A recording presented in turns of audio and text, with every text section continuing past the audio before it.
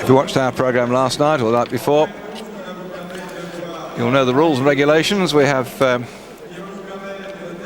4 sprints in all, over 40 laps, and the points 4, 2 and 1 on each of the 4 sprints.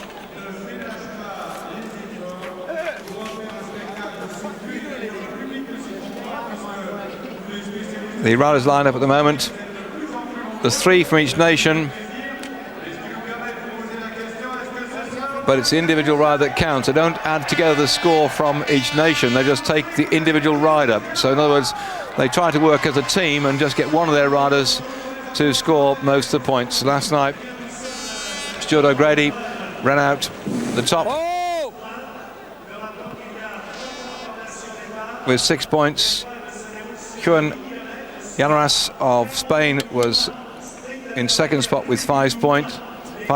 Daniel Hondo of Germany also had 5 points, but it was Llaneras that headed Hondo to the line on the final lap.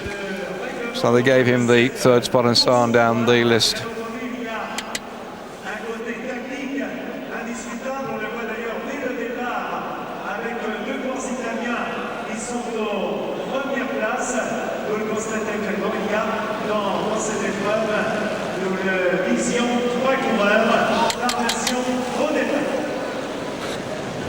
France didn't do too well in this event last night at all. Their best placed rider was down in 9th spot, Jean-Michel Monod.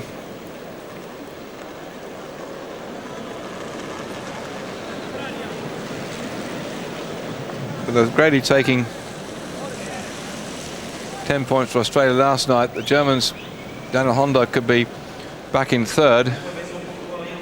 O'Grady's been quite consistent with this one. He finished 3rd on the first night as well. And Dean Woods, his compatriot, comes out. That's a disappointment because Dean Woods, as a ex-world pursuit champion, is now going to find himself unable to help his teammate Stuart O'Grady. Will be left to fend for himself. 10 laps per sprint, 4 in all. And looks like an attack's coming at the top of the track at the moment. They begin to warm up. It's been a bit quiet and leisurely so far. France has desperately got to try and get some points. They look like they're out of contention in the sprint so far. And this is the France Espoir team that you see on the front then, with the red on the top of their shirts. Serge Barbara finished 9th on the first day overall. But the best placed rider from the France Espoirs was Carlos da Cruz.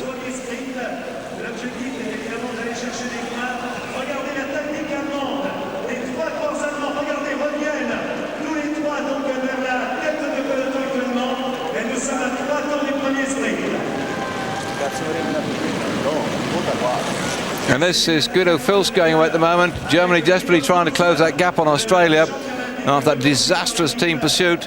And there you can see coming up there, Brad McGee, number 13 for Australia.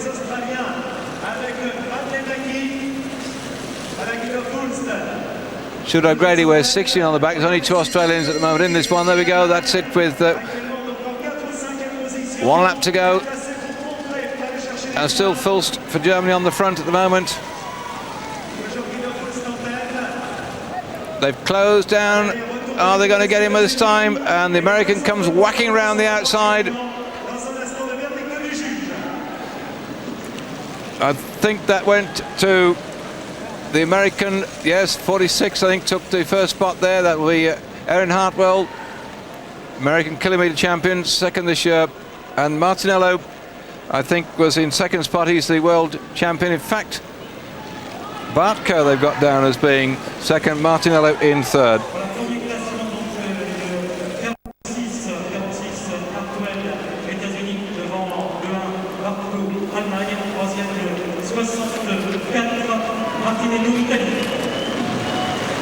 Voilà, Silvio Martinello, que vous avez en tête, qui est d'ailleurs le champion du monde de la spécialité, le After a sprint, there's usually a bit of a burst going on. And France here trying to prize themselves off the front of this little group.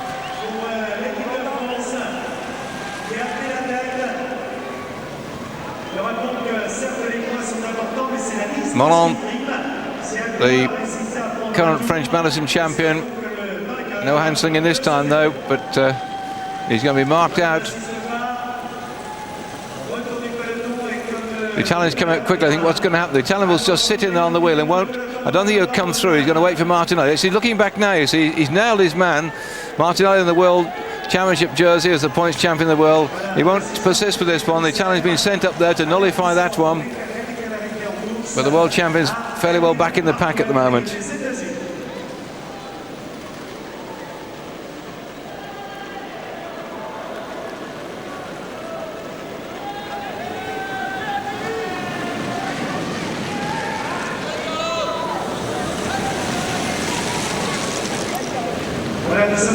Yeah, Frederick's doing the same thing, marking this one out. As away goes Sanchez, the Spanish junior pursuit champion last year. He'll stretch the legs a bit, but I don't think he's got it in him to tear the field to pieces.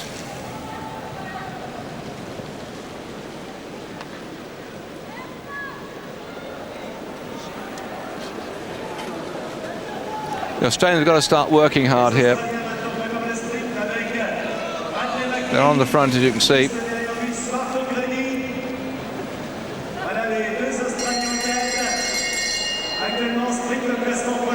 Yep, they've positioned themselves nicely at the front, the Australians now. Good lead out could come and give them some points this time round.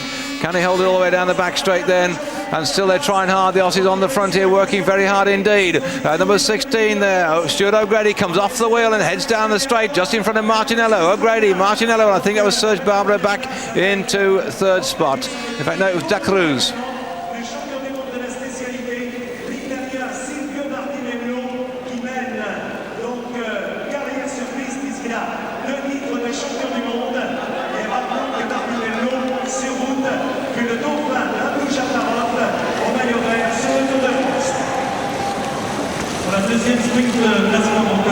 Moreau deciding the best way to do is to try and do it all on your own off the front here. The French certainly have got to try and score some points, and that's a very crafty move because he's got the ability, but he has been riding in that very, very fast team pursuit, and he's got to ride later on as well in the team pursuit. So it just shows you that the riders here under all sorts of pressure, but a man like Moreau, a good road rider, a good pursuiter, in fact ex-world champion, has done what he did on the Paris-Brussels the other year when he went off and did about 180 kilometres or something on his own at the front. He's decided to do the same thing here and launch himself into an out-and-out attempt, and the crowd are obviously roaring him on. If he can get round this lot, he's going to be certain then of grabbing those 4 points. He gets the actual lap here, he'll be scoring points all the way through. Let's see what's going to happen. We've never seen anybody on the course of points so far has absolutely lapped the whole field. We've had to like 3 or 4 riders dropped off the back and being lapped, but not one rider go like this. And look at his concentration here. You can see also, look, he's put his tri-bars on. He's not only riding in a normal bike with normal drop handlebars, he's put this sort of tri-bars on for this particular race as well, to crouch down. He's gone to this race particularly to try and do this tactic. I've never seen it done like this before. You see the rest of the riders have got their normal drop handlebars, not the semi-tri-bars at all. That sort of drop-in type with them curved around the front. Claudio Chiappucci first used them on the road, and they were agreed by the UCI you could use them in normal competition. I would have thought normally in a course of point like this you wouldn't be able to have your normal triathlon bars, but here he's trying to get himself relatively tucked down on the front of that bike using those semi-tri bars, but no, they've nailed him. Francis Moreau has now been nailed, and see how quickly the Italians came up there. That was Pacciuelli of Italy that nailed him. A lot of tactics going on here, because Martinello is the man they want to win this one, and so the Italians, you watch them how well they go. They're in the pale blue jerseys here. Llaneras last night, he clopped off and did about a lap and a half at the end, or more than that, just three laps or so at the end to get the 5 points. And this is the third sprint coming up. At the moment, the leaders are Hartwell and O'Grady, both with 4 points. And France now getting absolutely bananas, hoping here that Eric Magnin can hang and try and get himself the points.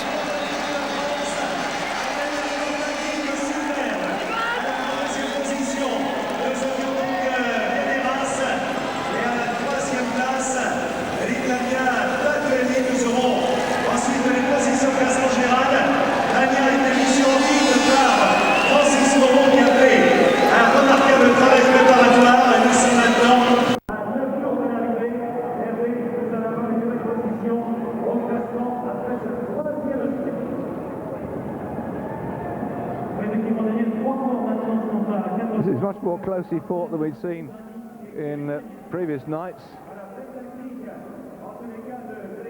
And the gaps are opening up. Are they going to persist with this one?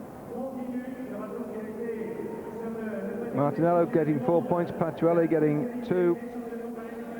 getting 1.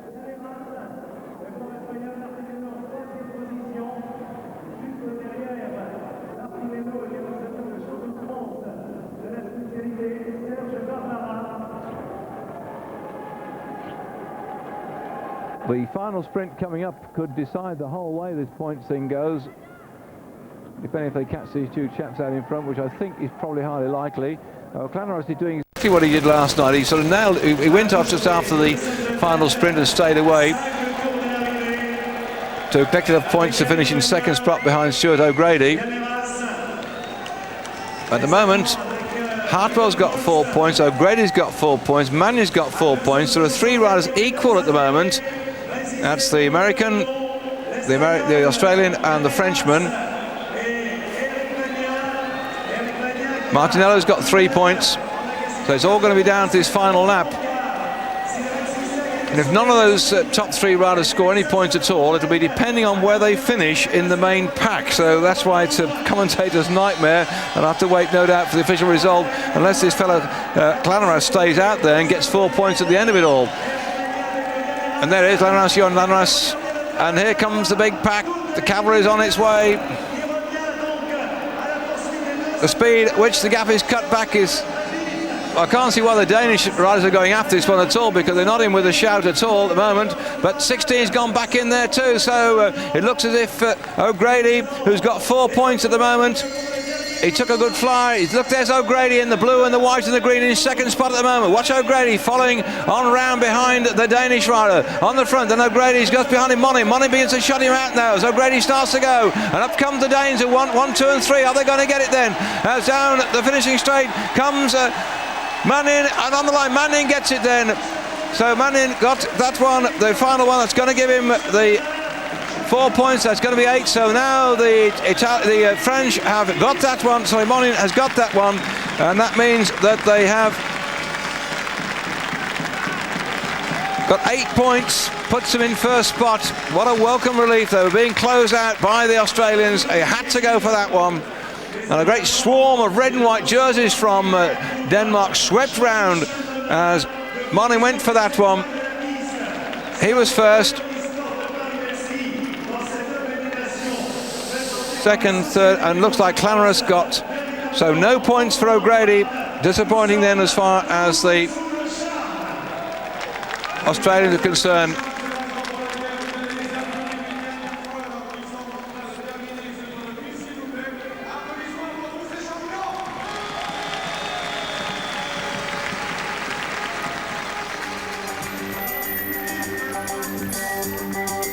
On this final day of the Open des Nations, that course of point looks to me as if the French with 8 points now are just lengthening and stretching their... I'm saying stretching as he's doing his stretching here.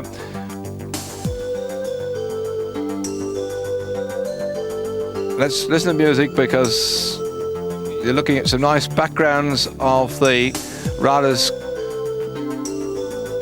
their equipment, their preparation and the mood. That's the starting block for the pursuit and the concentration of the riders. Thank you, Miko. Well, we're going to take a short commercial break. Be back shortly.